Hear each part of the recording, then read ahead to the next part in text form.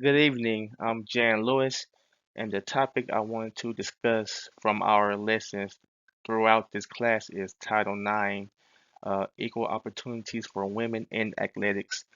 This is possibly the most fascinating information we covered in this class. To me, probably the best type of reform, which I will talk about later. But again, I was very thrilled about this topic, and surely once we were talking about doing presentation, this is a topic I wanted to discuss. So, what is Title IX and how does it support women in collegiate athletics?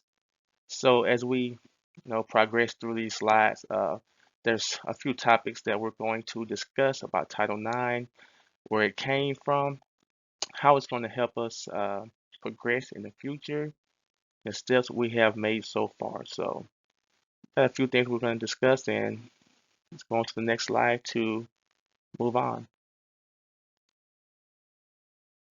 So, here are the topics, the Title IX topics we're going to discuss in this presentation. We have the Educational Amendments Act of 1972, which is where the Title IX came from. Um, we have a good quote from the book that we have in this class.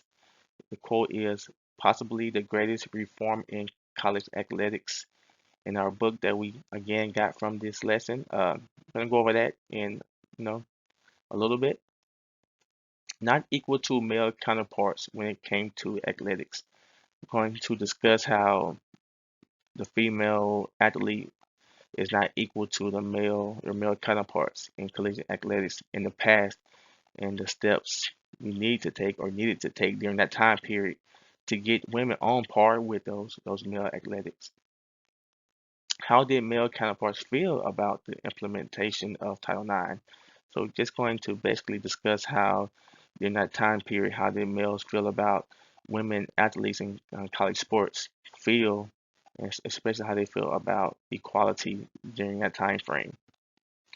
We're going to discuss the progress that was made from the time of the Title IX, which was in 1972, until pretty much now and where we're at now with how far women athletics have came in collegiate sports.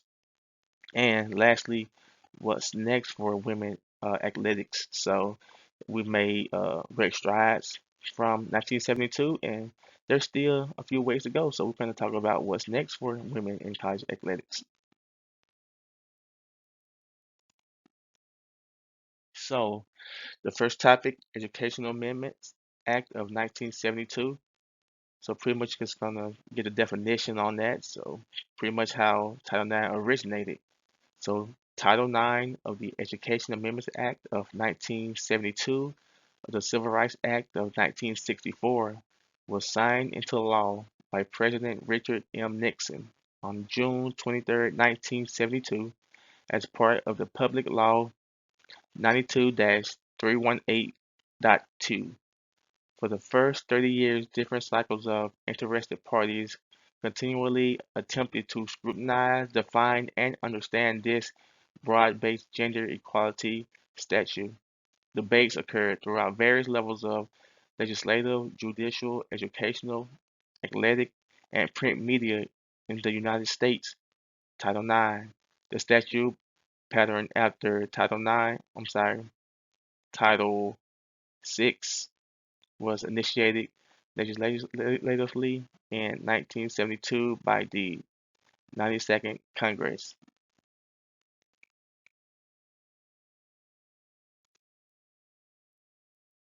So again, back to the quote that I thought was really fantastic in our readings in our book from this class was coined by Smith 2010, possibly the greatest reform in college athletics.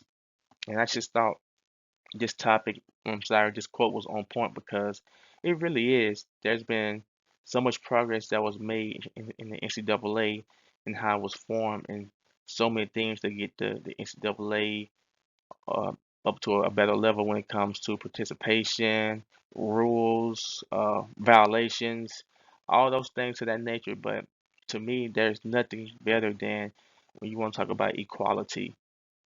Equality is such a powerful term because it should be a natural term.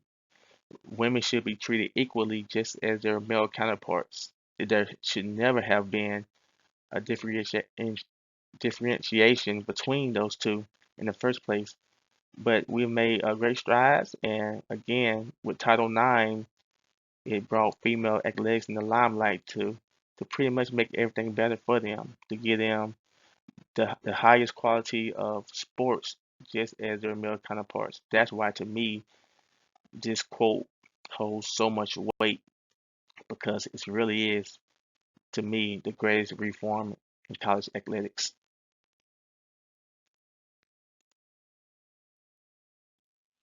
So, next topic is not equal to male counterparts when it came to athletics. So, basically, we kind of know about how college athletics was male dominated. They got all the resources. We're having the highest form of competition when it comes to media rights and being broadcast on the radio or whatever form they had in that time period. But when women wanted the simple things like scholarships, resources, equipment, they just weren't getting it. So some things had to be changed. So they were not equal. They wasn't treated equally. When the NCAA was advancing, it pretty much was the male side of that was advancing, while the female athletes weren't getting resources and just pretty much staying behind. So on this topic, we can see that males were pretty much the strongest form of collegiate athletics, while female athletics was pretty much secondary. Next slide. So we talk about how collegiate athletics was male dominated and during that time period. But how exactly did their male counterparts feel about the implementation of Title IX? Well, in our readings in the book, they weren't too happy about it because, as I stated, there was so much progress that was being made to get the NCAA and the participation of sports on the level that they made it to, as far as competition rules and other reforms. They had made such great strides to make the NCAA a better product. And then you have women athletics who wanted to be equal, so have an equal playing field. So throughout the history of all the evolution and changes that for the right things, for the positive things that have been made in the NCAA for the males, and when it comes to competition, they feel like females jumping right in and stealing all of their pretty much their progress. They didn't really like it too much. That's the basis of that. So they wasn't really feeling it. So, but still a good thing overall. And nowadays, everything is all good. Everybody thinks it's such a good thing, and also there's progress to be made in that area. So speaking of progress, what progress has been made over the years? So according to Title IX, which is a book building on 30 years of progress, 2002, here's a quote that I like. In the past 30 years, glass ceilings have been broken, doors have been unlocked, and gender stereotypes torn down. Pretty much self-explanatory. We have made a bunch of progress. Um, the stereotypes have been torn down. Females is competing at the highest level. So it's pretty much self-explanatory. I just thought that this quote holds so much weight when we're talking about this topic. So what's next for women in athletics? So yeah, we have made great strides to get women college athletics on a higher level, but there's still ways to go.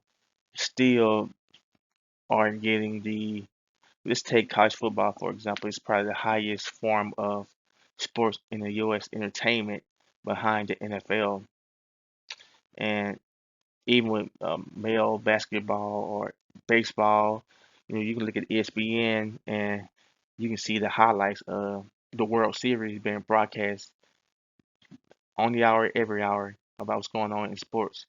But sometimes when you have the females participating in their softball championships or basketball championships, you still get that same media broadcast, but won't be as prominent as the male counterpart. So we have to really clean that up. And like I said, the same type of broadcast just as the male counterparts. So that's one part we need to bring to the limelight to get it on the same playing field. So I have talked about so many topics of Title IX in this presentation, how it came to be, and the progress that we need to make. And there is progress to be made, but I'm happy with where we're at right now. And I know in the future, hopefully in the short future, that we can even elevate women collegiate athletics to a higher level.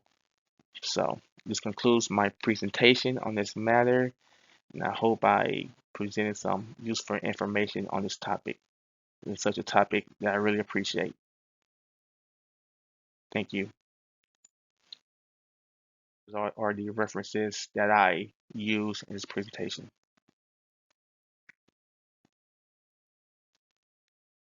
All right, this concludes. Thank you.